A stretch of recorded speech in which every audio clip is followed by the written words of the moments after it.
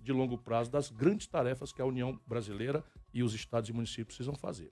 Agora, só para a gente não perder o gancho de falar dessa questão, o senhor fez aí duras críticas à reforma trabalhista, mas o senhor acha que a CLT, ela está condizente com os dias de hoje?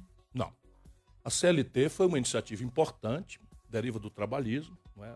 Do seu conterrâneo Getúlio Vargas, lá do Rio Grande, que para mim foi o maior presidente da história do Brasil, não que não tenha seus defeitos, todo mundo tem, mas o Getúlio mexeu com a estrutura da história do Brasil e da América Latina.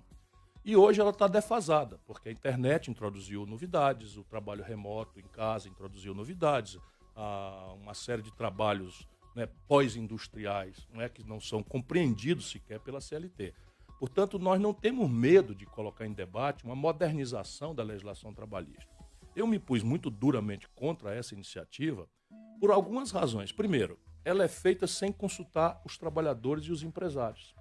Segundo, ela reciclou uma proposta de 1998, em que o cidadão que está nos ouvindo precisa saber, tem um artigo dessa reforma que diz que um patrão descuidado, não tem o descuidado, eu que estou botando, que um patrão pode colocar uma trabalhadora mulher grávida em ambiente insalubre.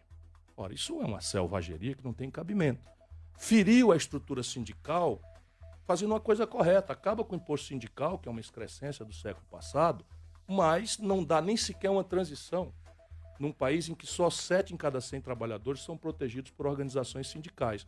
Portanto, é preciso recolocar o debate, e esse é o meu compromisso. Chamar os trabalhadores, chamar os empresários, trazer a universidade, a legislação internacional comparada, porque nenhuma sociedade progride, minha cara Helen, introduzindo no mundo do trabalho insegurança jurídica e insegurança econômica. Isso não acontece. A Alemanha é o país mais agressivamente produtivo e competitivo do mundo e lá o custo por hora trabalhada é o maior do mundo. Claro que o Brasil não tem a produtividade da Alemanha, mas também não estou pedindo para fazer igual à Alemanha. A China já passou o custo por hora trabalhada do Brasil.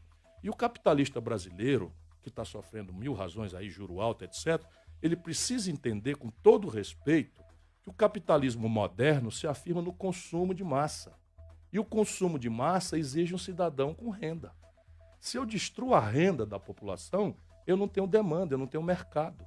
Por isso o Brasil, nos últimos 3 anos desta maluquice que nós estamos vivendo, fechou 220 mil pontos de comércio.